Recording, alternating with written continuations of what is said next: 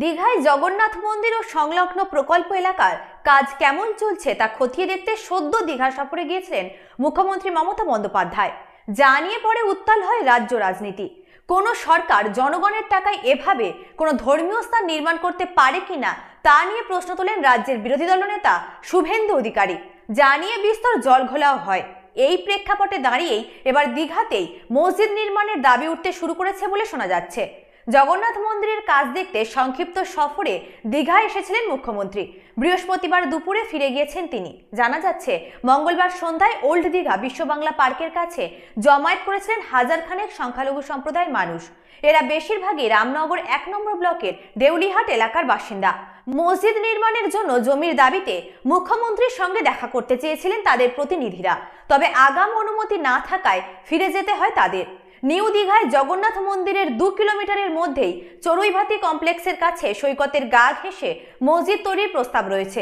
ওই মসজিদ নির্মাণে উদ্যোগী স্থানীয় ট্রাস্টের তরফে আব্দুল সামাদ বলেন, দীঘায় স্থানীয় উদ্যোগে মসজিদ তৈরির কথা চলছিল, তবে বিষয়টি আর সেভাবে এগোয়নি। একটি সংখ্যালঘু সংগঠনের জেলার নেতা নজরুল ইসলামও বলছেন, ২০১২ সাল থেকে দীঘায় মসজিদ তৈরির চেষ্টা চলছে। বিভিন্ন দফতরে লিখিত আবেদন জানানো হয়েছিল।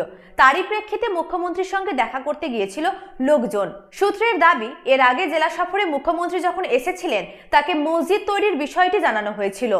মসজিদ নির্মাণে ২ একর ১১ ডেসিমেল জমি দীঘা শঙ্করপুর উন্নয়ন পর্ষদ দেবে বলে ওই ট্রাস্টের দাবি। যদিও পূর্ব মেদিনীপুরের জেলা শাসক পূর্ণেন্দু মাঝি বলেন, মসজিদের জন্য জমির বিষয়টি একেবারেই অজানা।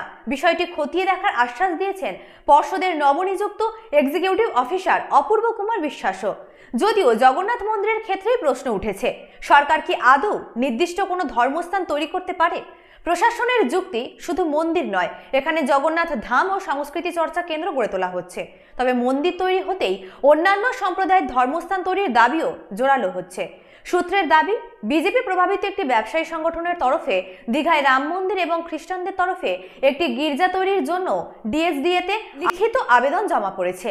বিজেপি রাজ্য কমিটির নেতা তপন মাইতির কটাক্ষ, দেশের আইনে সরকারি উদ্যোগে ধর্মস্থান গড়ে তোলার কথা লেখা নেই, তবু জনগণের টাকায় জগন্নাথ ধাম তৈরি করে অন্য ধর্মের লোকদেরও রাস্তা দেখাচ্ছেন মুখ্যমন্ত্রী।